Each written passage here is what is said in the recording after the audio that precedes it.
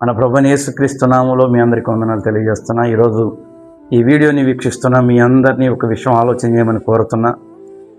ఏమిటంటే, భూమి మీద మనం అందరం బ్రతుకుతున్న ప్రతి ఒక్కరూ జాగ్రత్తగా ఆలోచన చేయాలి.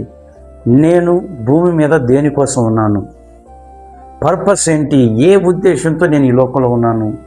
ఈ మాటకు సమాధానం ఎవరికీ అర్థం కావట్లేదు. ఏంటి భవిష్యత్తు అంటున్నారు. ఈరోజు ఏమి బాగోలేదు, రేపైనా ఏమన్నా బాగుంటుందామా అన్న నిరీక్షణలో మనిషి బ్రతుకుతున్నారు. దీని అంతటికి కారణం ఏంటంటే, మనిషి ఏ ఉద్దేశంతో భూమి మీద బ్రతుకుతున్నారో వారికి అర్థం కాకపోవడం. బైబిల్ క్లియర్గా చెప్తుంది, ప్రతి మనిషి పట్ల దేవునికి ఒక ప్రత్యేకమైన ఉద్దేశం ఉంది. ఆ ఉద్దేశాన్ని మనం గ్రహించుకున్న రోజున ఖచ్చితంగా మనం గొప్పగా ఉండడం కుదురుతుంది. మనుషులు భూమి మీద బ్రతికే ఈ 70-80 సంవత్సరాల జీవిత కాలాన్ని మాత్రమే చూస్తున్నారు.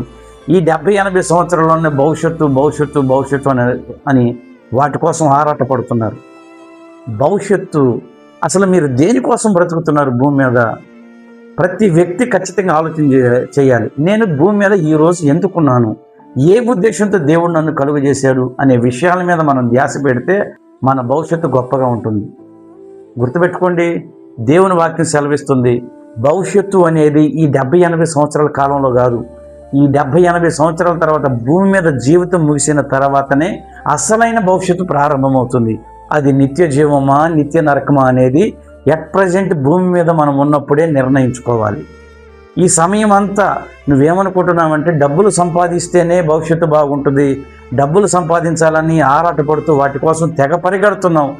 దాని అర్థం ఏంటో తెలుసా?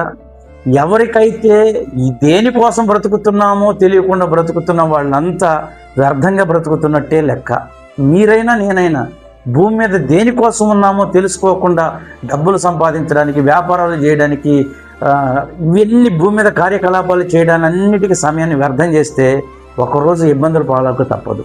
కాబట్టి గుర్తుపెట్టుకోండి, భూమి మీద జీవితం ముగిసిన తర్వాత అసలైన జీవితం ప్రారంభమవుతుంది. పరలోక రాజ్యమా నరకమా అని వాటి గురించి ఖచ్చితంగా మీరు ఆలోచన చేయాలి. ఆలోచన చేసి దానికి సరైన మార్గాన్ని కనుగొనాలి. ఆ మార్గం నీకు తెలియాలి అంటే నువ్వు ఖచ్చితంగా యేసయ్య దగ్గరకు రావాలి. యేసయ్యతో కూడా కలిసి నడవడం ప్రారంభించాలి. అప్పుడే నీ అసలైన జీవితం ప్రారంభమవుతుంది. దేనికోసం దేవుడు నిన్ను కలుగు చేశాడో నీకు అర్థమవుతుంది. అప్పుడు నువ్వు గొప్పగా బ్రతకగలుగుతావు. ఈ విషయాలు గుర్తుపెట్టుకో, దేవుని దగ్గరకు రా. దేవుడు నిన్ను ఖచ్చితంగా దీవించి ఉన్నతంగా నిలబెట్టునుగాక. ఆమేన్. మహోన్నతమైన తండ్రి, నీ పిల్లల్ని మీరు దర్శించండి. వారికి భవిష్యత్తుని మీరు తెలియజేయండి. దేనికోసం వారిని నిర్ణయించారో ఆ విషయాలు వాళ్ళు గ్రహించుకొని నీతో కూడా కలిసి నడవడానికి కృప చూపించమని యేసుక్రీస్తు శక్తి కలిగిన నామములో అడుగుతున్నాము తండ్రి.